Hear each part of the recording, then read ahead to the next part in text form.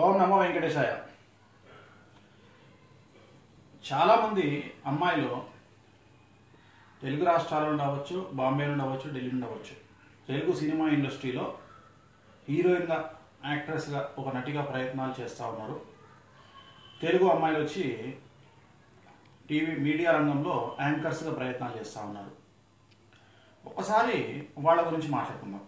అంటే వాళ్ళ లైఫ్లో ఎలాంటి పరిస్థితులలో సినిమా హీరోయిన్స్ అయ్యే అవకాశం ఉంది, ఎలాంటి పరిస్థితులలో కాదు.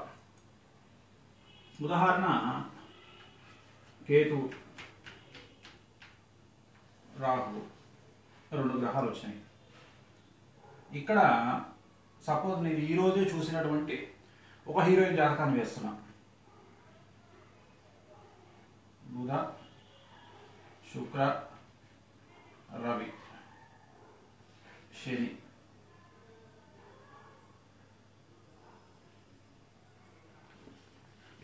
చంద్రుడు,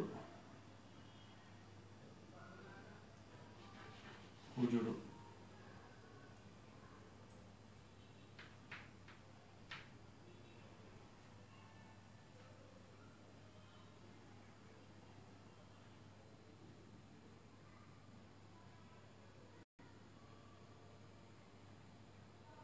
గురువు. ఇవి వేసినాం మనం జాతకంలో.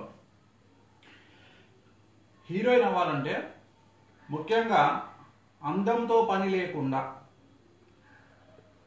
కొంతమంది heroines without makeup on screen ఒకలాగా ఉంటారు, ఆఫ్ స్క్రీన్ ఒకలాగా ఉంటారు. మనం పేర్లు చెప్పుకోవడం భావ్యం కాదు కాబట్టి వాళ్ళ పేర్లు మనం అసలు చెప్పుకోవద్దు. ఎందుకంటే ఎవరు ఆఫ్ స్క్రీన్ బాగుంటారు, ఎవరు ఆన్ స్క్రీన్ బాగుంటారు అనే మాటలు మాట్లాడుకోవద్దు. అందంతో పని లేకుండా పైకి వచ్చే కొంతమంది హీరోయిన్స్ ఉంటారు. వాళ్ళకి గురువు ఉచ్చలో ఉండాలి, శుక్రుడు ఉచ్చలో ఉండాలి జాతకంలో. శుక్రుడు గురువు కనుక చాలా అనుకూలంగా ఉన్నట్లయితే వాళ్ళ జాతకంలో వాళ్ళు అందంతో పని లేకుండా మేకప్ వేస్తే ఆన్ స్క్రీన్ అంటే కెమెరాకి సూట్ అవుతారు కాబట్టి వాళ్ళు లైఫ్లో చాలా పెద్ద పొజిషన్కి వస్తారు. ఇక అందంతో పైకి వచ్చే హీరోయిన్స్ ఉన్నారు, ఐశ్వర్య రాయ్, కాజల్. వీళ్ళు అందంతో పాటు అభినయానికి కూడా ఆస్కారం ఉంటుంది. మరి అభినయానికి ఆస్కారం అంటే పేరుతో, అంటే నటనతో పాటు అందం ఉండాలి. నటనకి ఏమి ప్లస్ పాయింట్లు అంటే నటన ఎందుకు వస్తుంది అంటే బుధుడు ఉచ్చలో ఉన్నప్పుడు వాళ్ళు నటిస్తారు, అంటే చాలా అనుకూలంగా ఉంటుంది. వాళ్ళ యాక్టింగ్ అనేటువంటిది జనాలకు రీచ్ అవుతుంది. ఉదాహరణ, కాజల్ నటనతో మెప్పిస్తుంది, అందంతో మెప్పిస్తుంది. ఇక ఎక్స్ట్రీమ్ జాతకం అనుష్క ఎంత టాప్ పొజిషన్లో ఉంది. అసలు ఎంటర్ అవ్వడమే ఒక సునామీ లాంటి ఎంట్రీ. మీరు ఆలోచిస్తే కొంతమంది హీరోయిన్స్ టైం తీసుకున్నారు కానీ అసలు అనుష్క ఎంట్రీ బీభత్సమైన ఎంట్రీ. అరుంధతి అనే సినిమాతోటే తన లైఫ్లో అటు సూపరు, ఇటు అరుంధతి 2 అల్టిమేట్ సినిమాలు. ఒకటేమో జయజమ్మ పాత్ర, ఒకటేమో పూర్తి ఎక్స్పోజింగ్తో కూడినటువంటి పాత్ర. తీసుకుంటే 2 షేడ్స్తోని ఒక సునామీ లాంటి వాతావరణంలో దూసుకొచ్చినటువంటి జాతకం అనుష్కది. అట్లనే సమంత, తమన్నా. సో ఇవన్నీ పెద్ద హీరోయిన్ల గురించి మాట్లాడుకుంటాం. ఇక కొంతమంది హీరోయిన్లు ఉంటారు, వాళ్ళు చిన్న చిన్న సినిమాలు చేస్తారు. ఒక సినిమా చేస్తారు, అది రిలీజ్ అవుతుందో తెలియదు, కానీ అప్పటికే వాళ్ళలో విశేషమైనటువంటి మార్పులు వస్తాయి. బుధుడు నీచంలో ఉండడం వల్ల వాళ్ళు ఎట్లా ఫీల్ అవుతారంటే సమంత ఎవరు, తమన్నా ఎవరు అనే లెవెల్లో వాళ్ళ ఎక్స్ప్రెషన్స్ ఉంటాయి. ఎందుకు చెప్తా ఉంటా అంటే బుధుడు నీచంలో ఉండడం వల్ల వాళ్ళ కెరియర్ దెబ్బతినే అవకాశం ఉంది. చేతులారా వాళ్ళ జీవితాన్ని నాశనం చేసుకుంటారు. ఒక చిన్న సినిమా చేతిలో పడింది అనుకోండి, వాళ్ళకి యాటిట్యూడ్ మొదలవుతుంది. ఒక రకమైన యాటిట్యూడ్, ఇంకా ఆ యాటిట్యూడ్ ఇంకా విపరీతంగా ఉంటుంది. ఇంకా తెలుగు అమ్మాయిల విషయానికి వస్తే బాంబే నుండి వచ్చే కల్చర్ వేరు, ఢిల్లీ నుండి వచ్చే కల్చర్ వేరు, తెలుగు అమ్మాయిలకు ఉండే కల్చర్ వేరు. ఇక్కడ ఏమైపోతుంది, ఒక సినిమాలో కమిట్ అవ్వగానే, ఒక సినిమా చేయగానే, ఆ సినిమా చేస్తుండగానే వాళ్ళకు ఒక రకమైనటువంటి అట్మాస్ఫియర్ క్రియేట్ అవుతుంది. అంటే అసిస్టెంట్లు, చైర్స్, అడావిడి, డైరెక్టర్, ప్రొడ్యూసర్. దాంతో వీళ్ళకి తెలియకుండానే బుధుడు నీచంలో ఉన్నట్లయితే వీళ్ళు ఒక స్టేజ్కి రీచ్ అవుతారు. అంటే వీళ్ళ యాటిట్యూడ్ పెరుగుతుంది. అంటే వీళ్ళకి అహంభావము, ప్రౌడ్ అవన్నీ పెరిగేటప్పటికి ఏమవుతుంది, ఎప్పుడైతే అవి పెరిగినాయో తెలుగు డైరెక్టర్లు, తెలుగు ప్రొడ్యూసర్లు వీళ్ళని పక్కన పెట్టడం స్టార్ట్ అవుతుంది. దాంతో వీళ్ళు ఏం చేస్తారు, తెలుగు వాళ్ళు అంటే తెలుగు సినిమా ఇండస్ట్రీకి గిట్టదు అని చెప్పి ప్రొడ్యూసర్లను, డైరెక్టర్ల మీద ఏడవడం అనేటువంటిది స్టార్ట్ అవుతుంది. అంటే అసలు తెలుగు వాళ్ళే పడరు మాకు అని. కానీ వీళ్ళు అర్థం చేసుకోవట్లా, మీకు అర్థం కావట్లేదు. నార్త్ ఇండియాను ఏలినటువంటి శ్రీదేవి తెలుగు, నార్త్ ఇండియాను ఏలినటువంటి జయప్రద గారు తెలుగు. సో ఎంతమంది తెలుగు వాళ్ళు లేరు? మరి వాళ్ళందరూ ఎందుకు ఛాన్సులు వచ్చాయంటే అప్పుడు ఆ కాలంలో పాత కాలంలో యాటిట్యూడ్ లేదు. అంటే మీరు అనొచ్చు జాతకంలో ఉంటేనే, జాతకంలో ఉంటేనే. పాతకాలంలో ఇప్పుడు మీరు అబ్జర్వ్ చేస్తే వాణిశ్రీ గారికి ఉన్నటువంటి యాటిట్యూడ్ మామూలు యాటిట్యూడ్ కాదు, ఒక హీరోతో సమాంతరంగా ఉండేటువంటి యాటిట్యూడ్. మరి ఆమె ఎంత, భానుమతి గారు అసలు ఆమె యాటిట్యూడ్ ఏంటండి, ఎన్టీ రామారావు గారిని కూడా భయపెట్టినటువంటి క్యారెక్టర్. అంటే యాటిట్యూడ్ నేను చెప్పేది, ఆ యాటిట్యూడ్లో ఒక హుందాతనం, ఒక గౌరవం ఉండేది. కానీ ఇప్పుడు ఉండే యాటిట్యూడ్ ఏంది, ఒక అహంభావం, ఒక రకమైన విచిత్రమైనటువంటి అహంకారం, ఇవన్నీ ఇప్పుడు ఉంటున్నాయి. ఇవన్నీ ఎందుకు మాట్లాడుకుంటూ వస్తూ ఉంటా అంటే రీజన్ ఒకటి అడగొచ్చు, ఏమండి అసందర్భంగా వేణుస్వామి గారు మరి హీరోయిన్ల గురించి ఎందుకు మాట్లాడుతున్నారు? ఎగ్జాక్ట్గా ఒక రీజన్ గురించి మాట్లాడుతున్నా. ఈ మధ్యకాలంలో తీసుకుంటే ఈ టీవీ షోస్లో, వెబ్సైట్లకు సంబంధించినటువంటి పాతకాలం హీరోయిన్లు అంటే నేను మాట్లాడేది వాణిశ్రీ కాలం గురించి కాదు, జస్ట్ ఒక 10 years బ్యాక్ హీరోయిన్స్ ఈ మధ్యన కొత్త రకం స్ట్రాటజీ ప్లే చేస్తూ ఉన్నారు. వాళ్ళు లైమ్ లోట్లోకి రావడానికి కావచ్చు, ఇంకో దాని గురించి. ఏమని, మమ్మల్ని పలాని డైరెక్టర్ కమిట్మెంట్ అడిగినాడు, మమ్మల్ని పలాని హీరో కమిట్మెంట్ అడిగినాడు. డైరెక్ట్గా మన ఒక హీరోయిన్ అయితే, ఒక స్టార్ హీరో, తెలుగు సినిమా ఇండస్ట్రీలో చాలా పెద్ద స్టార్ హీరో ఆయన గురించి ఆయన కమిట్మెంట్ అడిగినాడని చెప్పింది. ఏమండి మీరు వచ్చే ఇండస్ట్రీ గురించి మీకు తెలియదా? మీరు వచ్చేది ఏమన్నా ఏమంటారు స్వామీజీల దగ్గరగా మీరు వెళ్ళేది కాదు కదా, మీరు వెళ్ళేదే సినిమా ఇండస్ట్రీకి. అక్కడ ఏముంటుంది అనేది మీకు తెలియదా?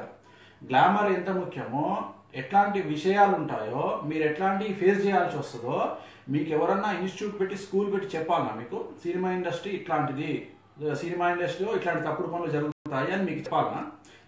తెలుసు కదా. సినిమా ఇండస్ట్రీ అంటేనే గ్లామర్కు సంబంధించింది, అక్కడ ఉండేటువంటిదే గ్లామర్ ఫీల్డ్ అనేటువంటిది 100% ఖచ్చితంగా ఒక రకమైనటువంటి ఫీల్డ్. ఆ ఫీల్డ్లో ఇవాళ బయటకు వచ్చి ఒక హీరోని బద్నాం చేయడం, ఒక డైరెక్టర్ని బద్నాం చేయడం, ఇది ఎంతవరకు కరెక్ట్?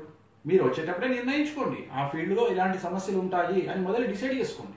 ఎందుకంటే గ్లామర్ ప్రపంచంలో కష్టం. అంతెందుకు, ఇవాళ రేపు ఒక సాఫ్ట్వేర్ కంపెనీలోనే అమ్మాయిలకు ఎంతో టార్చర్ ఉంటుంది. ఒక HR వల్ల కావచ్చు, ఇంకొకళ్ళ వల్ల కావచ్చు. మీరు ఎన్నో సమస్యలతో నా దగ్గరకు వస్తుంటారు, ఏమండి నన్ను నా బాస్ టార్చర్ పెడతా ఉన్నాడు, ఫిజికల్ హరాస్మెంట్ చేస్తూ ఉన్నాడు. ఉంటుంది, సహజం. ఇది ప్రపంచం కలియుగం అన్నప్పుడు డబ్బు మీద వెంకటేశ్వర స్వామి రథానికి రెండు గుర్రాలు, ఒకటి అమ్మాయి అంటే స్త్రీ, రెండోది డబ్బు. ఈ రెండింటి మీదనే కలియుగం నడుస్తుంది.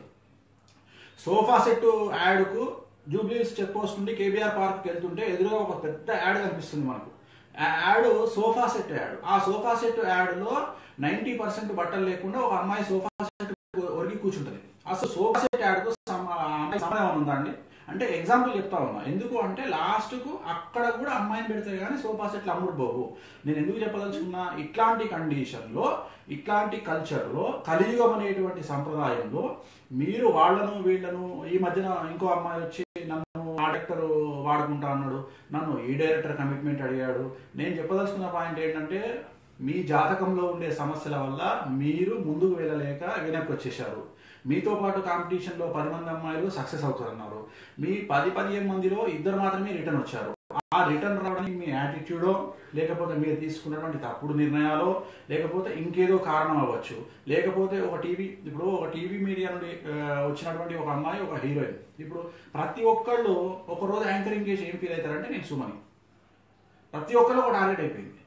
సుమ, ఝాన్సీ అనేటువంటి యాంకర్లు ట్రెండ్ సెట్టర్లు. వాళ్ళ జాతకాలలో ఉండేటువంటి గ్రహాల కలయిక వల్ల వాళ్ళు ఆ రేంజ్కి ఎదగడం జరిగింది. సుమ అనేటువంటి ఒక యాంకర్గా మీరు రిప్లేస్ చేయాలి అంటే కరెక్ట్గా 1 సంవత్సరంలో మీ గొంతు మూగబోతుంది. ఆమెకు భగవంతుడు రాసి పెట్టున్నాడు. ఒక బాలసుబ్రహ్మణ్యం గారికి ఎంత రాసి పెట్టాడో సుమ గారికి అంత రాసి పెట్టాడు. ఎందుకంటే ఇంట్లో కూర్చొని గంటసేపు జాతకాలు చెప్తేనో, గంటసేపు లైవ్లో మాట్లాడితేనో గొంతు పోతుంది, బొంగురు గొంతు వస్తుంది. అట్లనే బాలసుబ్రహ్మణ్యం గారు ఎన్ని పాటలు పాడినారు? 60,000 పాటలు పాడినారు. 6,000 పాటలు పాడినోడికే గొంతులు ఇవ్వట్లేదు ఇప్పుడు. అట్లాంటిది 60,000 పాటలు పాడిన బాలసుబ్రహ్మణ్యం గారి గొంతు ఒక రేంజ్లో ఉంది అంటే దానికి కారణ జన్ములు అంటారు. అట్లనే ఒక సుమ, ఒక యాంకరింగ్ చేస్తున్న సుమ అంటే ఆమె అరిచే అరుపులకు, ఆమె మన ఏమంటారు సినిమా ప్రోగ్రాంలు, ఆడియో రిలీజ్ ఫంక్షన్లు, తర్వాత ఇటు యాంకరింగ్, ఆమె అసలు ఆ స్టార్ మైల్ అనేది ప్రతిరోజు వస్తుంది. అది ఇంచుమించుగా రాబట్టి కనీసమైనా కానీ ఒక 10-15 సంవత్సరాలు అయింది. అంటే ఈటీవీ పెట్టినప్పటి నుండి వస్తూనే ఉంది. అసలు అంత అరిచిన ఆమె గొంతు పాడవట్లేదు అంటే దానికి కారణం ఎవరు? భగవంతుడు ఆమెకి ఇచ్చినటువంటి రాశి ఫలం, భగవంతుడు ఆమెకి ఇచ్చినటువంటి గొప్పతనం.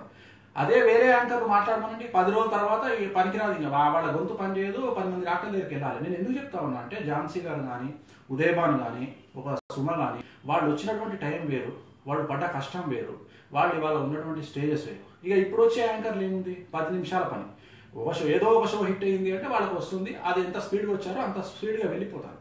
సో నేను చెప్పదలుచుకున్న పాయింట్ ఏంటంటే, మీరు ఇండస్ట్రీలోకి రావాలంటే అది సినిమా ఇండస్ట్రీ అవ్వచ్చు, లేదా టీవీ ఫీల్డ్ యాంకరింగ్ అవ్వచ్చు, మీ జాతకాన్ని విశ్లేషించుకోండి, మీకు ఉండేటువంటి యోగాలు చూసుకోండి. యాంకరింగ్లోకి రావాలి అంటే బుధుడు ఉచ్చలో ఉండాలి, రవి ఉచ్చలో ఉండాలి.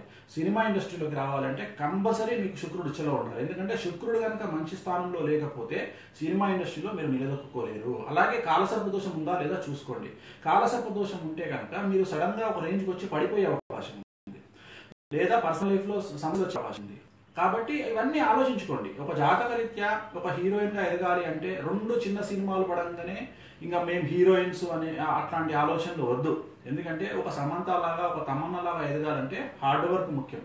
12% హార్డ్ వర్క్ ఉంటుంది, 88% జాతకం మనకు దేవుడు రాస్తే 12% మన చేతుల్లో ఉంటుంది. మన చేతుల్లో ఉన్న దాన్ని అహంభావం తగ్గించుకొని, అహంకారం తగ్గించుకొని, మనం ఎంత కష్టపడతా ఉన్నాము, మనకు వచ్చినటువంటి అవకాశాలను ఎంత బేస్ చేసుకొని ఎంత కష్టపడతా ఉన్నాము అనేటువంటిది మనం ఆలోచించుకోవాలి. రెండవది, జాతకంలో ఉండేటువంటి లక్షణాలను బట్టి మనకు సినిమా ఇండస్ట్రీ ఫెచ్చింగా కాదా అనేటువంటి చూసుకోవాలి. దాన్ని బేస్ చేసుకొని సినిమా ఇండస్ట్రీ ఉండే లక్షణాలు ఏంటిది, అవలక్షణాలు ఏంటిది, అక్కడ మంచి ఏంది, చెడు ఏంది అని ఆలోచించుకొని నిర్ణయం తీసుకొని ఎంటర్ అవ్వండి. దానికి సంబంధించినటువంటి పరిహారాలు చేసుకోండి. ఖచ్చితంగా ఒక మంచి హీరోయిన్ గానో, ఒక మంచి యాంకర్ గానో స్థిరపడే అవకాశం ఉంటుంది. దేనికైనా ఓపిక అవసరము. రెండవది, మీరు ఇష్టపడే వచ్చినప్పుడు మళ్ళీ దాన్ని బ్లేమ్ చేయడం, ఆ ఇండస్ట్రీని బ్లేమ్ చేయడం అనేది చాలా తప్పు. మీరు ఒక ఇండస్ట్రీలోకి వచ్చినప్పుడు అది మీకు ఇష్టంతోనే వచ్చారు కదా, మిమ్మల్ని బలవంతంగా ఎవరు తీసుకురాలేదు కదా. వచ్చినప్పుడు మీకు నచ్చలేదు అంటే తిరిగి వెళ్ళిపోండి. అంతేగాని ఒక డైరెక్టర్ను, ఒక హీరోను బ్లేమ్ చేయవద్దు. మీరు చేయడం వల్ల ఏమైపోతుంది, మీ తర్వాత వాళ్ళకు వచ్చే వాళ్లకు దాని మీద చెడు అభిప్రాయం ఏర్పడే అవకాశం ఉంటుంది. కాబట్టి జాగ్రత్తగా ఆలోచించండి. జాగ్రత్తగా ఆలోచించి మీ జాతకంలో మీకు సంబంధించిన జ్యోతిష్కుల దగ్గరికి వెళ్ళి శుక్రుడు ఉచ్చలో ఉన్నాడా, రవి ఉచ్చలో ఉన్నాడా, బుధుడు ఉచ్చలో ఉన్నాడా, కాలసర్ప దోషం ఏమైనా ఉందా, తర్వాత చంద్రుడు ముఖ్యమైనటువంటి పరిస్థితి. మీ సినిమా హీరోయిన్స్ కానీ, యాంకర్ కానీ చంద్రుడు మంచిగా ఉంటేనే సినిమాలో సక్సెస్ అవుతారు. చంద్రుడు మంచిగా లేకుంటే మీలో అహంభావం, అహంకారం పెరిగి లైఫ్లో మళ్ళీ పైకి వెళ్ళి కిందికి పడిపోయే అవకాశం ఉంది. కాబట్టి జాగ్రత్తగా ఆలోచన చేసుకోండి, ఎవరిని బ్లేమ్ చేయకండి. మంచి ఉన్నతమైనటువంటి స్థితిలోకి అందరూ రావాలి కోరుకునే వాళ్ళు, అంటే సినిమా ఇండస్ట్రీలో యాంకరింగ్ రావాలనుకునే వాళ్ళందరికీ వెంకటేశ్వర మంచి అనుగ్రహం కలగాలని కోరుకుంటూ ఓం నమో వెంకటేశ్వర.